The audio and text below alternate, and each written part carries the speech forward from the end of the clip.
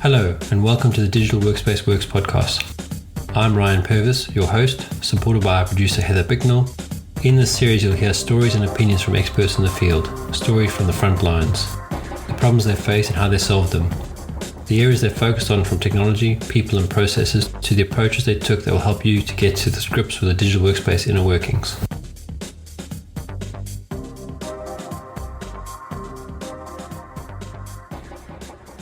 How are you doing?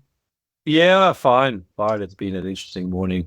Couple of things going on with some clients, so keeps you young, as they say. Or as some philosopher said, may you live in interesting times, which is definitely the case.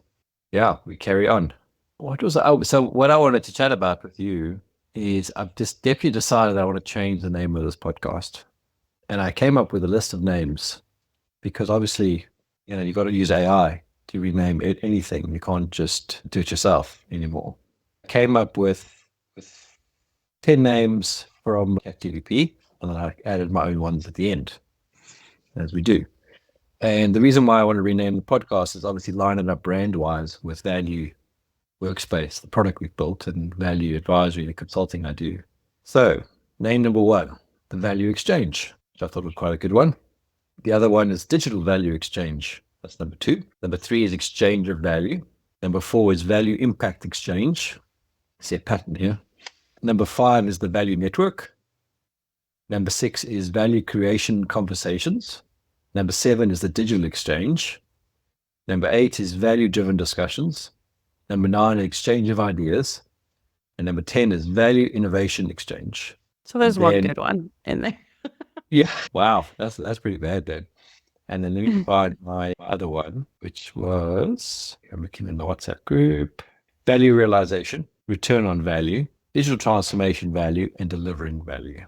Now, the things, to me, the format would stay the same. We're still interview guests. You and I still chat about stuff, things that are useful, things that are helpful. So I don't think we're changing too much in content. It's just getting the name.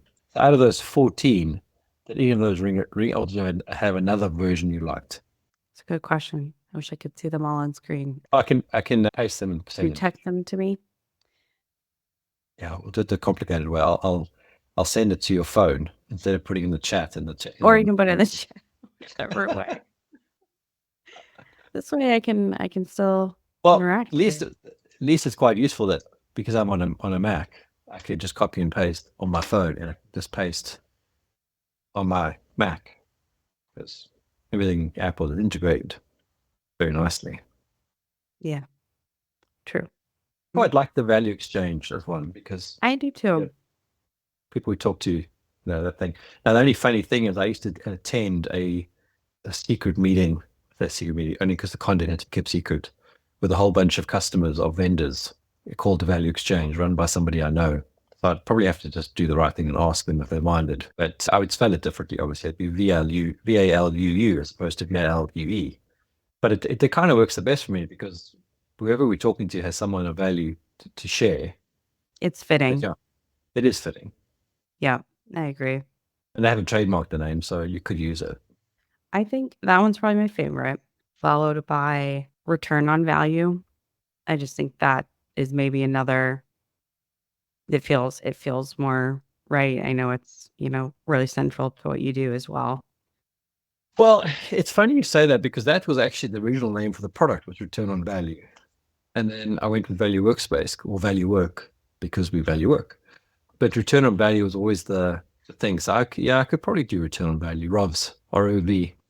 It's always, I think anything, well, then you could have an acronym, right? I think shorter is always better. Some of these are, 3-word ones are just a little bit too much. Although we're 3 words right now, but one of them kind of repeats. So I think it's easier. Yeah, but the Digital Workspace Works is quite a mouthful to say. It is. It's a little bit. Return on Value. Return on Value is a much easier thing to say because there's less syllables. Yep. Yeah, I think I might go with Return on Value in the end. I mean, I'd welcome any feedback on this. Yeah. I think Value Exchange is still my favorite because I think you're right. Like the guest nature of,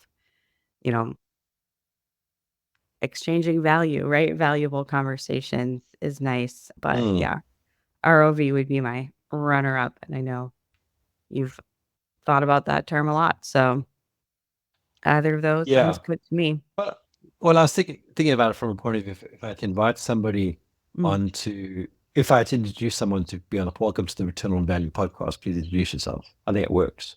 Or Welcome to the Value Exchange podcast, please introduce yourself. So I think it works quite well from that. They do a little poll. Yeah, well, so I put these out and on the WhatsApp group and got a bit Okay. of feedback, and it was good in the sense it discounted a few of them quite easily.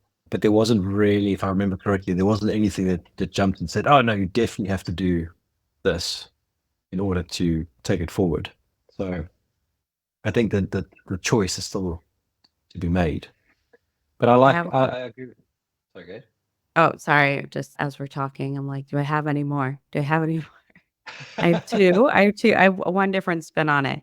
One would Yeah. be value makers or value creators. Okay. Yeah. That's another spin on it. It like putting kind of the guest more in the, in the seat of someone who is doing that somehow throughout the work that they do. Value makers. Anyway, that's what I got. Anyway, sorry, I interrupted you. Continue. Well, value makers is an interesting one. That's a very interesting one because we're talking to people. So like return on value is the concept, is the outcome. But the value maker is the person Yeah. who we talk to. I like that. I'll definitely put that on the list. Glad I could contribute. Yeah. So we've got 15 to choose from. So what did people gravitate toward and what didn't they? Let me open the WhatsApp group and have a look. Are you on the WhatsApp group? I don't think so. What's the WhatsApp group? So we have the community on WhatsApp for value. There's a whole bunch of channels. Okay. So, Moved it to WhatsApp. yeah, I moved it off Circle because Circle was costing a lot of money and I was not getting much traction. Wasn't worth it. Everyone Yeah. and everyone uses WhatsApp, and for what we do, WhatsApp is perfectly fine. So one of the guys was like, "Well, isn't the word value redundant?" But well, it's not redundant because value is what we do. So value-driven discussions and value innovation discussions were favorites. Value innovators or value architects could be alternatives. That's kind of similar to where I was going then with with makers. But I don't like. I don't know if I like innovators or architects too much. I like makers. Makers sounds a little bit more new age. But that was really the thing. No one jumped at any of the other ones. So Interesting. and no one jumped at the exchange, funny enough. But yeah, I'll add you to the community if you're not already on here. Sounds good. I think I have WhatsApp downloaded again. I pretty much exclusively use it to communicate with you the times we've used it. So Yeah, well, I went off Telegram okay. primarily onto WhatsApp I've always used, and that's it's very like European or African. WhatsApp is everywhere. You can do everything on WhatsApp. You can almost to the point of paying. That's something it doesn't do yet, but I can see that coming. But even in South Africa, typically you can talk to someone on WhatsApp to book an appointment, like with a doctor, as opposed to phoning the number. Gotten to that point, and you could be in a hotel room, and a lot of the hotels will have a business account for WhatsApp. Like when in Sri Lanka, you could just WhatsApp them. You didn't have to call room service. That's nice. Yeah, Yeah, it's useful. It looked I guess I didn't know you could organize it like that too. So I like that you have kind of the communities channels and yeah. is fairly new. I mean, so it wasn't available on WhatsApp Business when we were doing the community the first time. And I was kind of toying with going back to normal WhatsApp just to do communities.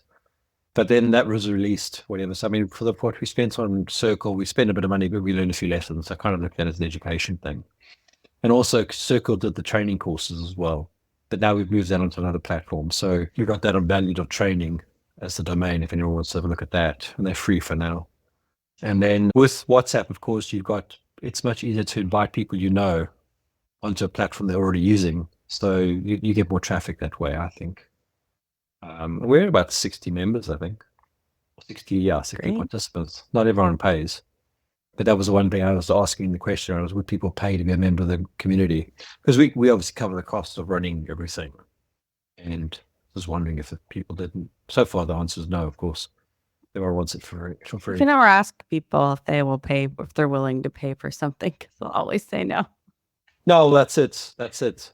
But I think people forget that to have a community manager costs you money, to do the social media, to do all that stuff costs you money. So, but that's fine. I mean, it was just a curious question to see if people got enough value out of what we were sharing, because all the stuff we do. So the other thing that I wanted to bring onto this channel is I do a founder series with Annabelle. So she asks me 3 questions every week and I answer them, and then we put them on YouTube. So I wanted to put them into our stream here as well.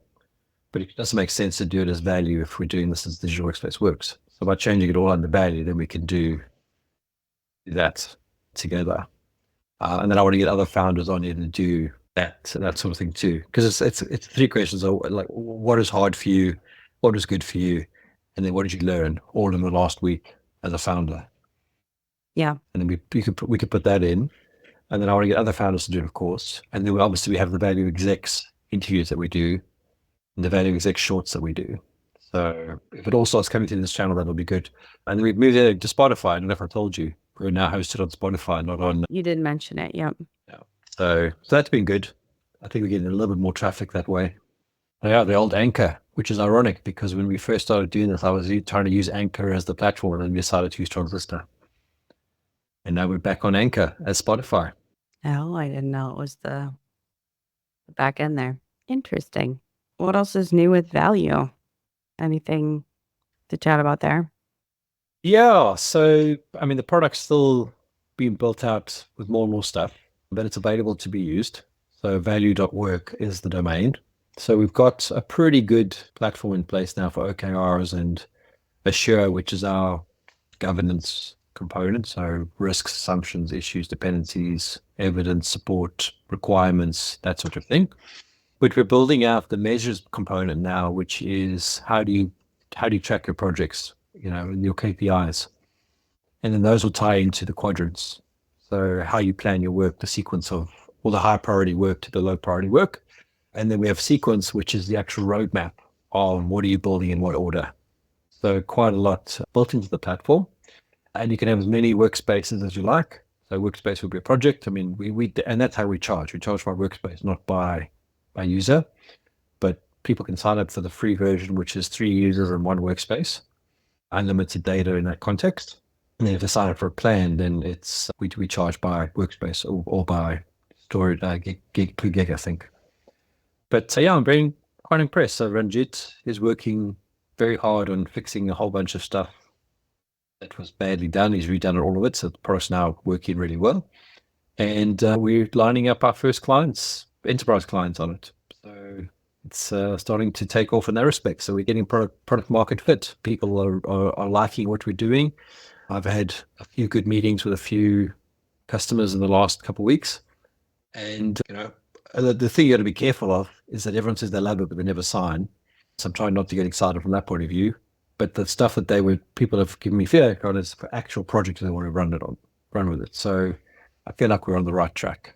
So we've put together 3 use case studies from the clients that we have worked with for that. So it's just becoming a little business now, becoming a bit more serious every week. That's amazing. Where can I read these case studies? Are they on the website? I'll show those. They're not on the website yet. I'll email them to you. But I'm tempted to have the website redone, just to update it for some of the stuff we're doing. Maybe put it on the new website. But yeah, I think if anybody wants to read them, I'd rather they reached out to me. We can have a chat and I can share them and go through them. Amazing. Sounds great. Well, that's all super exciting. Thank you. Yeah, very much so. Very much so. Product market fit is not to be underestimated. It's a hard thing to get to. Lots of learnings along the way. Exactly. You learn a lot of hard truths, things you thought were spot on that aren't, and vice versa. Things you thought were not good things actually are the good things. It's always fascinating to me. Yeah, I admire founders for that. It takes a lot. So well done. Yeah. So I've been reading The Mom Test, which is a good book.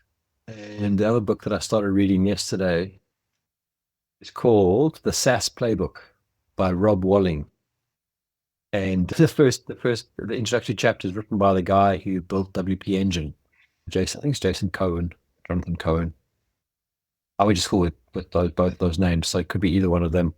And to be a founder is a special commitment. When you read some of the stories, you got to be really dedicated and focused. Cool. Thanks for your time. Got to go. Yep, of course. All right. Till next time. Bye. Well, bye. Thank you for listening to today's episode. Heather Bicknell is our producer and editor. Thank you, Heather, for your hard work on this episode. Please subscribe to the series and rate us on iTunes or the Google Play Store. Follow us on Twitter at the DWW Podcast. The show notes and transcripts will be available on the website www.digitalworkspace.works. Please also visit our website www.digitalworkspace.works and subscribe to our newsletter. And lastly, if you found this episode useful, please share with your friends or colleagues.